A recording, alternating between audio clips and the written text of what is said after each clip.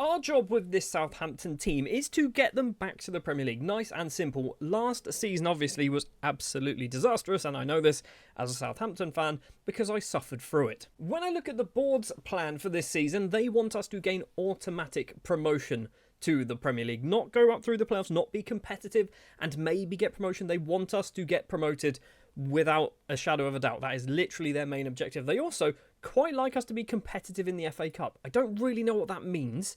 And they want us to be competitive in the Carabao Cup. Again, I don't really know what that means.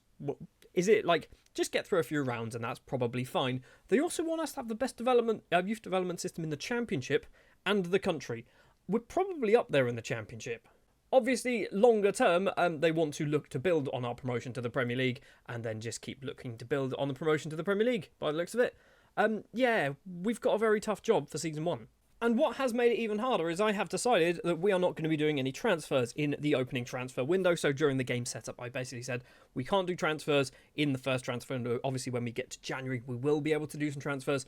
But Season 1, transfer window 1, we aren't doing anything, which means we have this squad to work with. Obviously, lots and lots of players have been loaned out already. We've got a few players here who I've kind of called up from the under-21s and things. I'm just investigating because I can apparently send people out on loan to feeder clubs. Moses Sesse might be going to a feeder club. I don't know whether that's actually going to happen or not, but we can do it.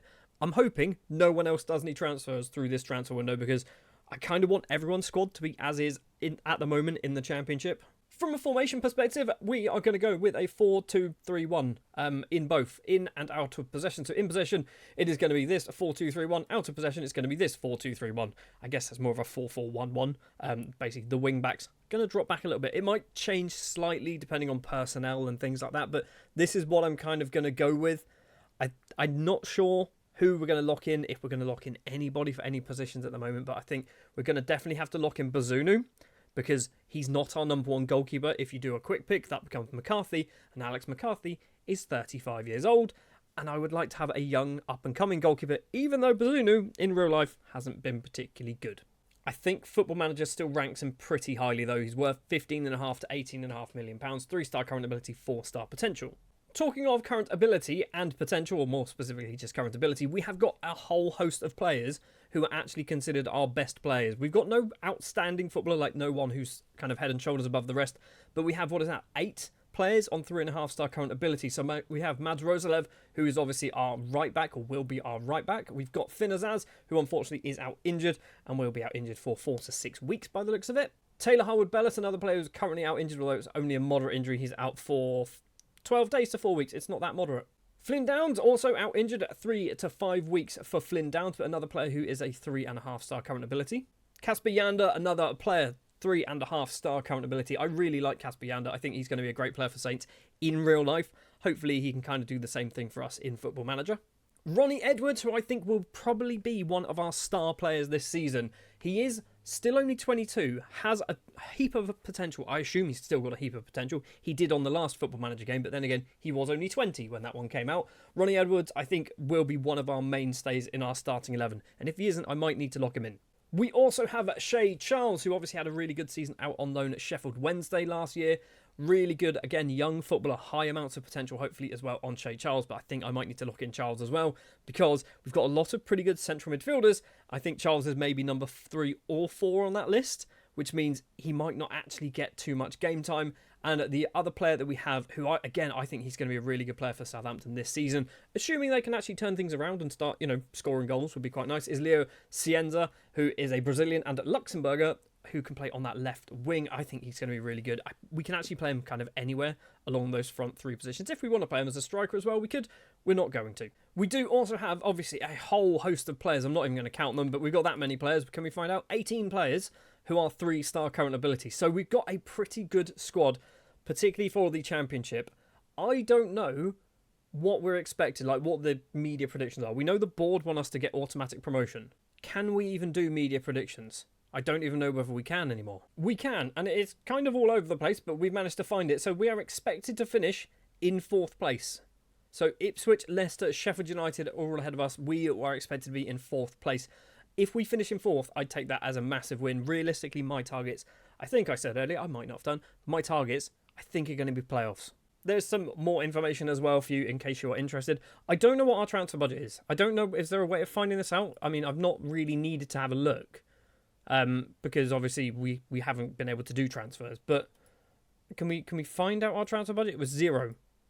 We have no transfer budget. Well, that might make January a bit more interesting. We have to sell if we want to buy in January. And can we ask our assistant, he's not our assistant, our chairperson, increase transfer budget? He can. Sure. Anyway, that is the beginning then of Season 1 in charge of Southampton in the FM26 beta release. If you're watching this in the future, this is all recorded in the beta, just in case you weren't aware. We are now going to jump forward to the end of the transfer window where literally no transfers will have taken place, but we'll have a look to see if anything actually does take place, because sometimes these things kind of mess up. So, this is the list of all the transfers that did take place. We did loan out Moses Sese to Göztepe, who is one of our feeder clubs over in Turkey. I don't think we should have been allowed to, but if I scroll through all the other clubs, nobody else has done any transfers. So, the squads are as they currently are, obviously, in the Championship in real life. We have played a few matches, which we will get to in just a moment, but I just want to show you very quickly, this is what I'm going to be playing and locking in as well for the season. So, Bazunu, Edwards and Shea Charles will all be locked in. I think I said that in the first part of the season, but yeah, we're going to lock those 3 players in. Charles has been promised, apparently, that he's going to be a deep-lying playmaker for the season, so we are having to play him as a deep-lying playmaker. I've made Edwards an attacking centre-back. Don't know what that is, but I'm giving that a go to see what happens. And Bazunu will just be a goalkeeper because I don't think he's very good at anything else. So from a results perspective, we have played 4 games in the league, and I think we've played 1 or maybe 2 games in the Carabao Cup, and we are currently sat 4th place in the table, 9 points on the board, which equates to 3 wins and 1 defeat. We beat Wrexham in the opening game of the season. Ryan Manning with 2 penalties, Josh Windass with a goal there. We have beaten Northampton as well in the Carabao Cup, beating them 4-0 away from home. We then lost against Ipswich 1-0, Ben Johnson with the only goal of the game here, and then returning back to winning ways, beating Stoke 3-1. Fellows Manning and Archer. We've been knocked out of the Carabao Cup against West Ham, which I don't really care too much about, and we've just beaten Watford as well 3-1. And the goals from that 3-1 victory I'm going to show you now because I want to show off the new match engine, to be honest. Fellows with the opening goal of the game after 13 minutes and 45 seconds. Very good finish from the former West Brom man. Now in the 19th minute, Sissoko has the ball for Watford on the right-hand side. Plays it across McCarthy, who's our goalkeeper for some reason. Just palms out to Luza, could be his name. And Luza makes it 1-1. Into the second half we go. And it becomes 2-1 early on. It is Fellows to Azaz. Does a lovely little spin. I think it takes a deflection as well of Pollock. Azaz really should be the one claiming that one. And then the final goal of the game after just about an hour. Cienza just about nicks the ball past that defender. Gets past another one. Runs in on goal. Puts it past the keeper. A 3-1 victory at Vicarage Road. So I know I mentioned a lot of these players earlier, but I'm kind of going to earmark 3 players to be my standout performers for the season. Or not performers, but my star players, basically. Shea Charles is one of them. As we know, we are locking him into that defence midfield role. Ronnie Edwards is the second man. Again, we are locking him into that central defensive position. He's wanted by somebody. Who wants him? Burnley want him. Keep your mitts off. And the other one who's somebody who's actually jumped up an entire star rating since the start of the season. That is Tom Fellows, obviously signed from West Brom in the summer in real life. 22 years of age, can play on both flanks. He's now a 4-star current ability right and left winger. He's already got a couple of goals as well. 4 assists in the Carabao Cup too. I think Fellows might be our best player now. And on the flip side, we've got 3 players who I think might be kind of costing us some wins and goals and things like that. So Gavin Bazunu is number 1. I think for Season 2, assuming we're still in charge, we will need to get ourselves a new goalkeeper unless Bazunu suddenly comes on and turns into a world-class keeper. We also have club captain Jack Stevens. Now, he's a bit of a weird one. I think mentally, he's actually kind of... He's okay as a footballer in general, but for some reason... He just has a bad days, he has off days, and I don't think he's really going to be good enough for us. He is getting game time, so it looks like it's Jack Stevens partnering Edwards at the moment. Might need to lock in another central defender. And finally, through no fault of his own, really, is Ross Stewart. He's been injured constantly in real life. I'm hoping that doesn't kind of carry on into Football Manager, because I think he has the possibility to be a really good player for Southampton, but I think Football Manager has obviously taken the last season or 2 seasons into account, where he's been injured for most of it.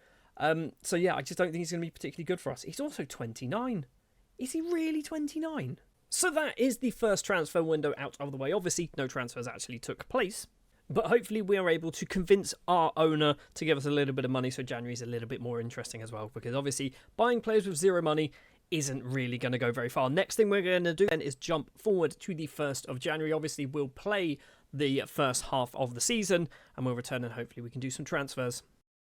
We have made it to the 1st of January and we are luckily, first of all, still in charge of Southampton, because that is a big risk of doing this type of save, because basically if we underperform they might just sack us. We are slightly underperforming. You can see the league table there on the left hand side. We are currently sat in 8th place in the league. We are just 4 points behind 6th place Sheffield Wednesday, so I think we're slightly below target. I said earlier that I think top 6 is where we want to be going. The board want us automatic promotion. I think they'd be happy if we got promoted via the playoffs. If we look at some of the fixtures and results that have taken place, the biggest problem that we've got is actually just holding on to a lead or not drawing, basically. We're not losing a huge amount of games. I think we've only lost maybe 3 or 4 in the league. So we lost against Ipswich, we lost against Middlesbrough, we lost against Derby, and then we've lost a couple recently against Norwich and Coventry. But everything else are wins or draws. Problem is there's too many draws. So just having a look in a bit more depth, we have drawn 9 times this season. 9 draws, which is, I'm assuming, the most. So Leicester, Millwall and Southampton and Blackburn all have 9 draws each. We are the highest positioned side with those 9 draws. Only 5 defeats, which means we are the 6th best team when it comes to defeats, or technically joint 3rd when it comes to losing. So we're not doing horrendous. We're just not winning enough, but we're not losing. We're not winning enough. We're drawing too many. I can't speak properly.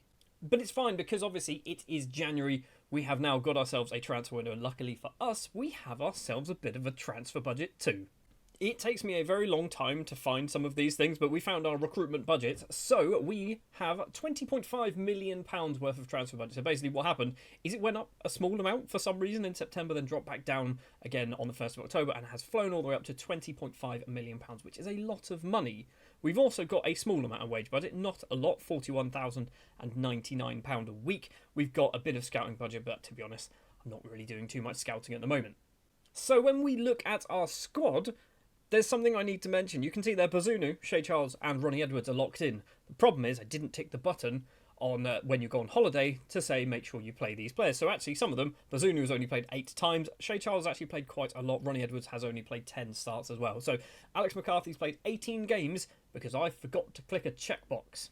Now, what are our transfer targets for the summer? I've got 2 kind of positions in mind. I think maybe we might go for a couple of sort of squad players as well. Position number 1 is that goalkeeper position, because McCarthy, as I think I mentioned before, he is 35. He is out of contract at the end of the season, and I don't want to renew it because he is 35. George Long is not our player, and he's not very good, and Gavin Bazunu is our player, and he's okay, but I think we can probably do better. I think we need a bit more experience, so I'm going to try and find myself an experienced goalkeeper.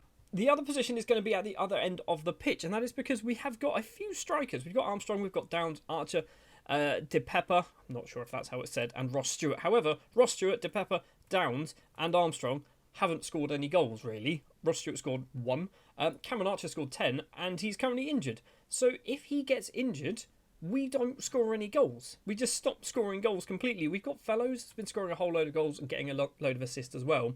But from a striker position, we've only got Archer. So I need to get myself another first choice striker, someone who can challenge Cameron Archer, and ideally someone who's better than Cameron Archer. £20 million should go a long way. Problem is, we are in the Championship, and I'm not sure our reputation is going to get a huge amount of better players, but we're obviously going to have a look around and see what we can do. Last thing then, having a look at our 3-star players. So we've got Tom Fellows at the top with 10 goals and 12 assists. He's just getting good, isn't he? I'm liking Tom Fellows. I'm thinking he's going to be a good signing in real life as well once he gets properly going. Cameron Archer is our 2nd best performer of the season so far. A whole bunch of goals, although 3 of them have come in the Carabao Cup. Just 7 in the league. And then the 3rd one is Madj Ruslev, which I'm surprised with considering he's only got 1 goal and 4 assists. But playing as a right back, he's getting some high ratings, which is kind of good to see. The next thing we're going to do then is delve into the world of transfers. Like I said, £20.5 million to spend. Let's do some business, see who we can bring in, and I want a goalkeeper and I want a striker. Those are my 2 main targets. There are definitely going to be others as well that come in. So the window's opened and closed, and we have done a few bits of business. Technically, 3 players have joined the club, but there is a 4th who's returned from a loan spell as well, which I had nothing to do with. Apparently, it was only 6 months. We have sold Sofianu Dibaga, not quite sure what his name is. The Spanish left winger was actually out on loan to this team, and he has gone there permanently, although it still says he's a Southampton player. He's not. It's a beta. He's gone to Linares. We have also sold Joe Aribo. Once again, it says he's a Southampton player. He is not a Southampton player. He has moved over to Al Kholoud, possibly, in Saudi Arabia, on a free transfer. He was out of contract at the end of the season. I thought, he's not playing, so let's just take him. Just take him off the books. We don't have to pay him any more wages or anything like that. So yeah, he's moved over to Saudi already. The one player who has returned to the club from a loan spell that was only 6 months is James Bree, the right back, who was out on loan at Charlton, I think. He was out on loan at Charlton, basically following his former Luton manager and former Southampton manager over to Charlton on loan, Nathan Jones. He's returned after 14 matches, and then he's already played a couple of times for us, apparently. Fair enough. And new signings in no real particular order. Well, there is a bit of an order to this. It is Calvin Ramsey first up. The Liverpool right back has signed on a permanent deal for £220,000. He's come in as a fringe player. I basically looked and went, he's all right. He was pretty cheap. He's got a bit of potential. He's only 22. We may never see him play. Somebody that we will definitely see play is Leo Jardim, who is a Brazilian goalkeeper, formerly of a whole bunch of teams in Portugal and France, I believe. He's coming on a free transfer, 30 years of age. He will be 31 in a month or so's time, but he's just a better goalkeeper. And I felt like we needed a better goalkeeper. I did say at the start of the transfer window we need a new goalkeeper. Jardim is going to be our number 1 until the end of the season, maybe even next season as well. So he's spent time in Brazil at Vasco da Gama, at Lille. He's gone on loan to Boa Vista, Rio Ave, Grêmio. I believe that's Grêmio was his initial club as well. And Ole Brazil, whoever they are. But I think for a free transfer, this is a very good free transfer. The last player we brought in has cost a lot of money, but I'm hoping it pays off. I'm not going to tell you how much Bailey Cadamarteri has cost yet, but we have signed him from Sheffield Wednesday. So first of all, we might have fixed their financial problems because we've given them a large sum of money. It's 7 figures. Bailey Cadamarteri is a 20-year-old striker, the son of Danny Cadamarteri. I assume it's the son of Danny Cadamarteri. It has to be, doesn't it? Does it even tell us? I mean, I imagine Danny Cadamarteri's not even in the game. There's probably people who are too young to even know who Danny Cadamarteri is. He's a striker. He's young. He's good. He has cost it's £10 million, but it is quite a lot of it is instalments. So technically it says £9 million, but I'm pretty sure it's going to be up to 10 million if we get promoted as well. They get an extra £1 million and all sorts. There's a whole load of kind of messed up deals like that as well. So yeah, Bailey Cadamarteri is our big name striker signing. He was, I think, like the 3rd top goal scorer in the league at the time when we signed him. So I not moneyballed it, obviously, but I kind of looked at some stats and went, he scores goals. That's what we maybe need. So that was the transfer business that we have done. And we've also loaned out 1 million people. There's no one really of any interest here. I don't think Samuel Edozie, I guess, going to Cardiff is kind of an interesting one. Everyone else is a youngster going out on loan, basically dropping down a few divisions. So what do those new signings mean for our squad? Players who are getting locked in. It's Gavin Bazunu, Ronnie Edwards and Shay Charles. No, it isn't. We're actually not going to lock anybody in. So actually, we are going to clear this because I think Jardim should be our number 1. I think giving our assistant manager, who I can't remember who it is. Is it Colin Calder? It's not Colin Calderwood. Who is it? Paul Trollope. It is a former footballer. But yeah, giving Paul Trollope a bit of freedom to pick who he wants, basically based on fitness and things like that, I think makes the most sense. So that is what we're going to go with. If we just do a very quick... I didn't want to do quick pick. I want to do without restrictions, the best 11... They have said, obviously, Ramsdale in goal. He's not at the club, so that one's not really going to count. But we've got Rosleb, we've got Harwood Bellis, Kwashi, Quasi. Is it Quasi? I'm not quite sure. Quasi and Manning as our defenders. We've got Downs and nobody. Who's that? Shay Charles. For some reason, his name's not there. We've got Edozie, Azaz, Fellows, and Archer. So, I mean, we've loaned out apparently 2 of our best players. Admittedly, we didn't loan out Ramsdale. I would have kept him if we could, but we have loaned out Edozie. Obviously, we've played a few more matches over the course of January. We have moved up to 6th place, which is obviously very, very good. We're just about on target. Could be better. 3 points behind Preston. We are 8 points behind Portsmouth, which is kind of disgusting, to be honest. And we are 1 point ahead of Sheffield Wednesday and Blackburn. We are in a dangerous territory here where we could slip down the table. And a few defeats, we could actually be finishing sort of 12th, 13th, 14th, which would definitely get us sacked. I think if we can stay near enough to the playoffs, we should keep our job. If we can stay in the playoffs and actually qualify for the playoffs, we might even keep our job if we fail to get promoted. If we get promoted via the playoffs, we should definitely keep our job, right? Oh, and one final thing. Adam Lallana, who is currently in real life a coach at Southampton, has moved over to be the Watford manager for some reason. I don't know why they've done that. I mean, obviously they've sacked their manager because it's Watford, that's what they do. But yeah, they've poached Adam Lallana, the 37-year-old, is now playing in, or not playing, managing in the Championship alongside us. Well, let's go forward and find out whether we do manage to finish in the playoffs. We're going to go to the end of the regular season, so not the end of the playoffs, end of the regular season, and hopefully we can finish in the top 6. On the final game of the season, we actually found ourselves sat in 8th place in the table, but 3 points behind the playoff spot. We needed to win against Preston North End and we needed results to go our way. We took the lead early on in the match and we doubled our lead after about an hour of football. It falls to Cameron Archer in on goal, who by the way was on a goal drought at this point, to make it 2-0. Preston North End though were not finished. They thought they've still got a chance because they were actually also fighting for that 6th place finish and they managed to get themselves on the score sheet. It is Daniel Jefferson with the goal in the 61st minute, but that is how it finished. But how did the league finish? We managed to get the 3 points we needed, but we needed other results to go our way as well. And luckily for us, it actually did happen. Middlesbrough losing to Wrexham. They dropped down from, I think they were in 6th at the time, down into 7th place.